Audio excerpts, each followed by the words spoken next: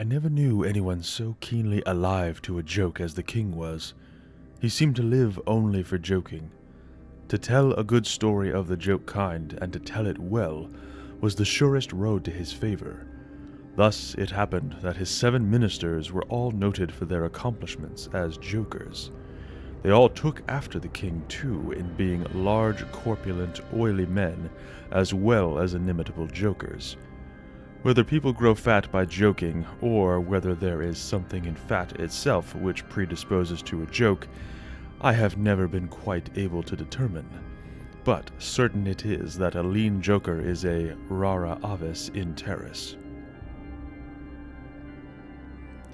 About the refinements, or as he called them, the ghost of wit, the king troubled himself very little. He had an especial admiration for breadth in a jest, and would often put up with length for the sake of it. Over-niceties wearied him. He would have preferred Rabelais' Gargantua to the Zadig of Voltaire, and, upon the whole, practical jokes suited his taste far better than verbal ones. At the date of my narrative, professing jesters had not altogether gone out of fashion at court. Several of the great continental powers still retained their fools, who wore motley, with caps and bells, and who were expected to be always ready with sharp witticisms at a moment's notice, in consideration of the crumbs that fell from the royal table. Our king, as a matter of course, retained his fool. The fact is, he required something in the way of folly, if only to counterbalance the heavy wisdom of the 7 wise men who were his ministers, not to mention himself. His fool, or professional jester, was not only a fool, however. His value was trebled in the eyes of the king by the fact of his being also a dwarf and a cripple. Dwarfs were as common at court in those days as fools, and many monarchs would have found it difficult to get through their days are rather longer at court than elsewhere, without both a jester to laugh with and a dwarf to laugh at. But, as I have already observed, your jesters, in 99 cases out of 100, are fat, round, and unwieldy.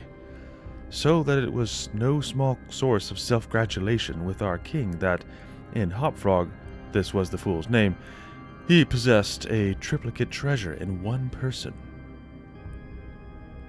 I believe the name Hopfrog was not that given to the dwarf by his sponsors at baptism, but it was conferred upon him by general consent of the 7 ministers, on account of his inability to walk as other men do. In fact, Hopfrog could only get along by a sort of interjectional gait, something between a leap and a wriggle, a movement that afforded illimitable amusement, and of course consolation to the king, for, notwithstanding the protuberance of his stomach and a constitutional swelling of the head, the king, by his whole court, was accounted a capital figure. But although Hopfrog, through the distortion of his legs, could move only with great pain and difficulty along a road or floor, the prodigious muscular power which nature seemed to have bestowed upon his arms, by way of compensation for deficiency in the lower limbs, enabled him to perform many feats of wonderful dexterity, where trees or ropes were in question, or anything else to climb. At such exercises he certainly much more resembled a squirrel or a small monkey than a frog. I am not able to say with precision from what country Hopfrog originally came. It was from some barbarous region, however, that no person ever heard of, a vast distance from the court of our king. Hopfrog and a young girl, very little less dwarfish than himself, although of exquisite proportions and a marvelous dancer, had been forcibly carried off from their respective homes in adjoining provinces, and sent as presents to the king by one of his ever-victorious generals. Under these circumstances, it is not to be wondered at that a close intimacy arose between the 2 little captives. Indeed, they soon became sworn friends.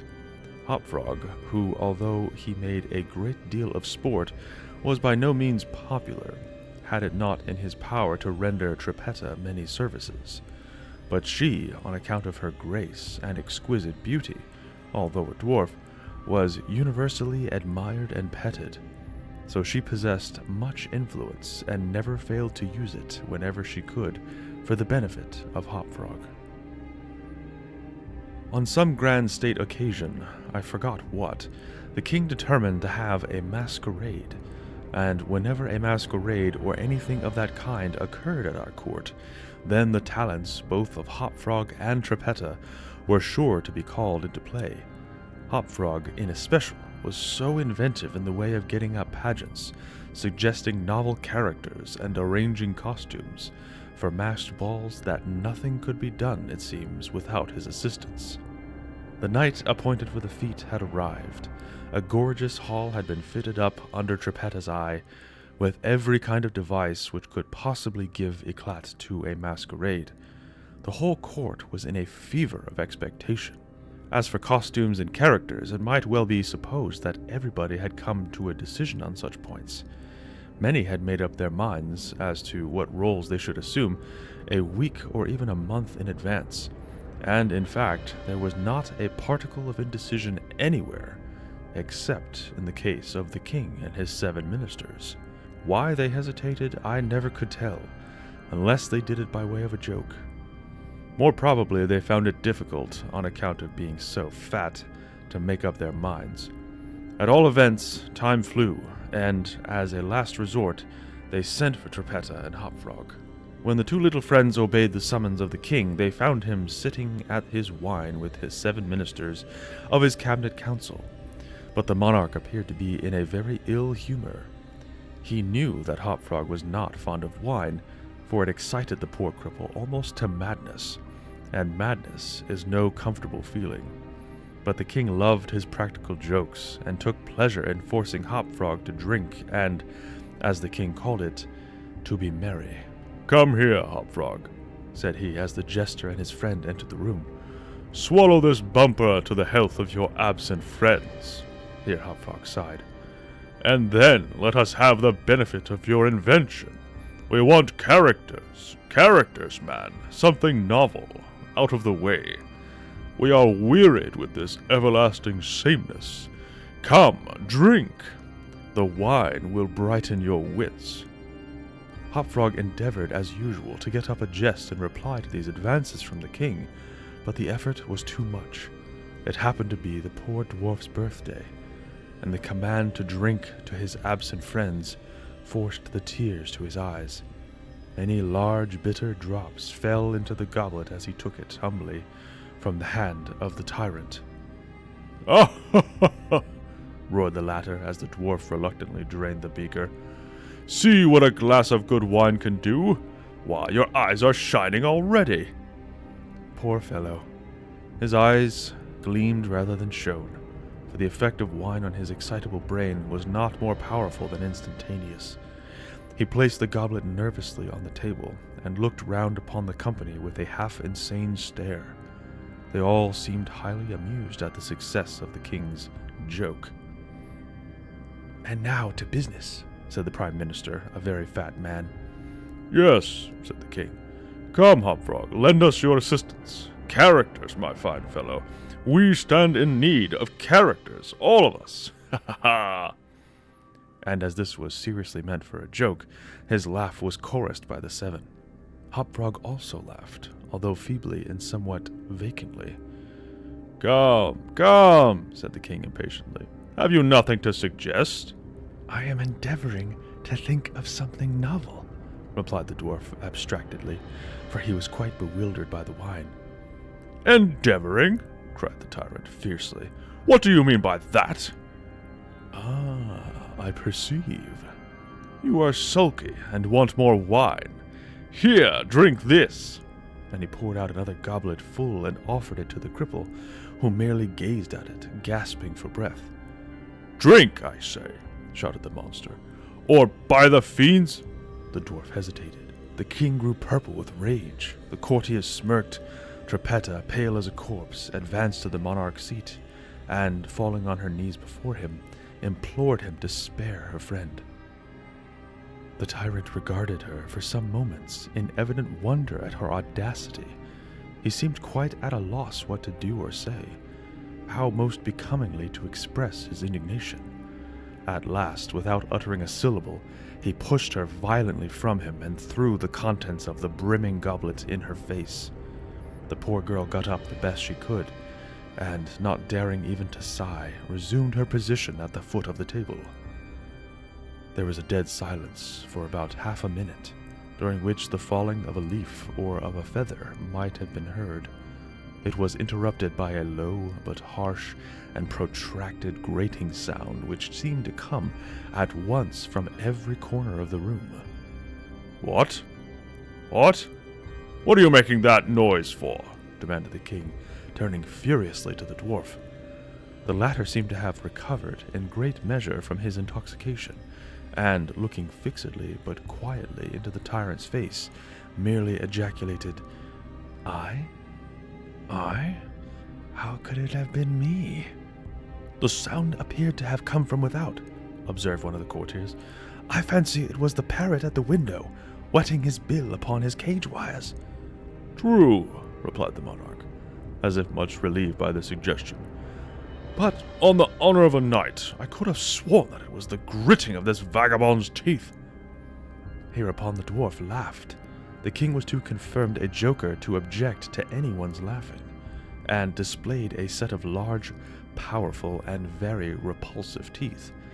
Moreover, he avowed his perfect willingness to swallow as much wine as desired. The monarch was pacified, and having drained another bumper with no very perceptible ill effect, Hopfrog entered at once, and with spirit, into the plans for the masquerade. "I cannot tell what was the association of idea," observed he, very tranquilly, as if he had never tasted wine in his life. "But just after your majesty had struck the girl and thrown the wine in her face, just after your majesty had done this, and while the parrot was making that odd noise outside the window, there came into my mind a capital diversion, one of my own country frolics, often enacted among us at our masquerades. But here it will be new altogether. Unfortunately, however, it requires a company of 8 persons, and—" "Here we are!" cried the king, laughing at his acute discovery of the coincidence. 8 to a fraction. I and my 7 ministers. Come, what is the diversion?"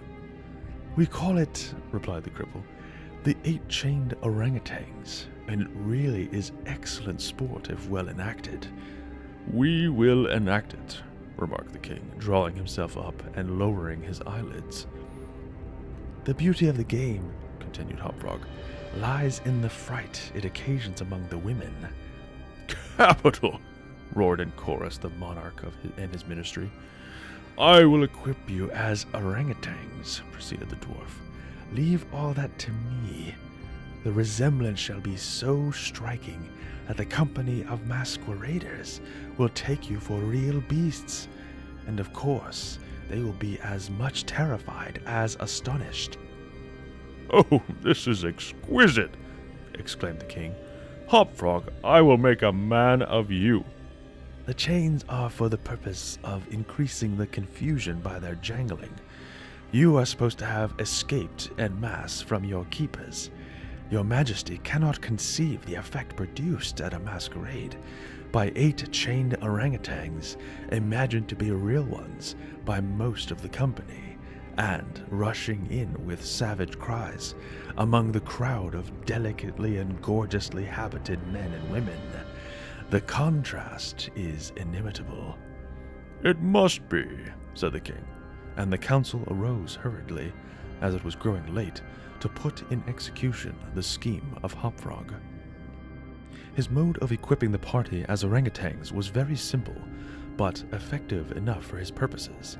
The animals in question had, at the epoch of my story, very rarely been seen in any part of the civilized world, and as the imitations made by the dwarf were sufficiently beast-like, and more than sufficiently hideous, their truthfulness to nature was thus thought to be secured. The king and his ministers were first encased in tight-fitting stockinette shirts and drawers. They were then saturated with tar. At this stage of the process, someone of the party suggested feathers, but the suggestion was at once overruled by the dwarf, who soon convinced the 8 by ocular demonstration that the hair of such a brute as the orangutan was much more efficiently represented by flax. A thick coating of the latter was accordingly plastered upon the coating of tar. A long chain was now procured. First, it was passed around the waist of the king, and tied. Then about another of the party, and also tied. Then about all successively in the same manner. When this chaining arrangement was complete, and the party stood as far apart from each other as possible, they formed a circle. And to make all things appear natural, Hopfrog passed the residue of the chain in 2 diameters, at right angles across the circle, after the fashion adopted, at the present day, by those who capture chimpanzees or large apes in Borneo. The grand saloon in which the masquerade was to take place was a circular room, very lofty, and receiving the light of the sun only through a single window at top. At night, the season for which the apartment was especially designed, it was illuminated principally by a large chandelier, depending by a chain from the center of the skylight, and lowered or elevated by means of a counterbalance as usual.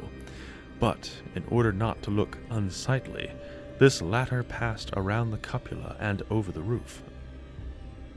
The arrangements of the room had been left to Trippetta's superintendence, but in some particulars, it seems, she had been guided by the calmer judgment of her friend the dwarf. At his suggestion, it was that, on this occasion, the chandelier was removed. Its waxen drippings, which, in weather so warm, it was quite possible to prevent, would have been seriously detrimental to the rich dresses of the guests, who, on account of the crowded state of the saloon, could not all be expected to keep from out its center, that is to say, from under the chandelier. Additional sconces were set in various parts of the hall, out of the war, and a torch emitting sweet odor was placed in the right hand of each of the caryatides that stood against the wall, some 50 or 60 altogether. The 8 orangutans, taking Hopfrog's advice, waited patiently until midnight, when the room was thoroughly filled with masqueraders, before making their appearance. No sooner had the clock ceased striking, however, than they rushed, or rather rolled in altogether, for the impediments of their chains caused most of the party to fall, and all to stumble as they entered. The excitement among the masqueraders was prodigious, and filled the heart of the king with glee. As had been anticipated, there were not a few of the guests who supposed the ferocious-looking creatures to be beasts of some kind in reality, if not precisely orangutans.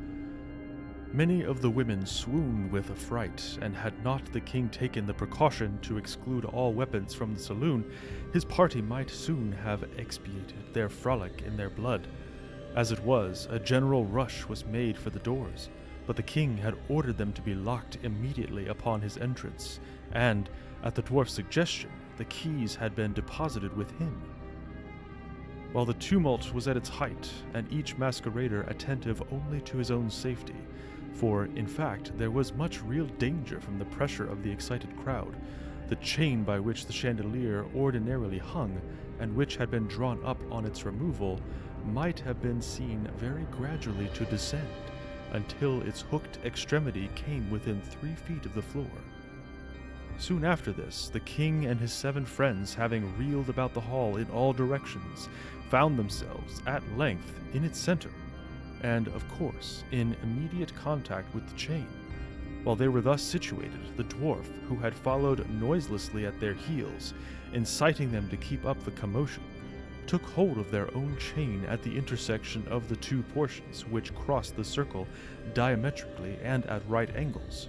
Here, with the rapidity of thought, he inserted the hook from which the chandelier had been wont to depend, and in an instant, by some unseen agency, the chandelier chain was drawn so far upward as to take the hook out of reach, and as an inenviable consequence, to drag the orangutans together in close connection and face to face.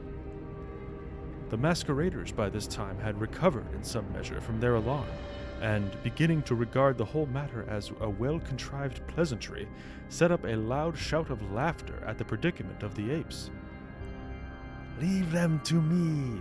now screamed Hopfrog, his shrill voice making itself easily heard through all the din. "Leave them to me! I fancy I know them. If I can only get a good look at them, I can soon tell who they are." Here, scrambling over the heads of the crowd, he managed to get to the wall, when, seizing a torch from one of the caryatids, he returned as he went to the center of the room, leaped with the agility of a monkey upon the king's head, and thence clambered a few feet up the chain, holding down the torch to examine the group of orangutans, and still screaming, "I shall soon find out who they are!" And now, while the whole assembly, the apes included, were convulsed with laughter, the jester suddenly uttered a shrill whistle, when the chain flew violently up for about 30 feet, dragging with it the dismayed and struggling orangutans, and leaving them suspended in midair between the skylight and the floor.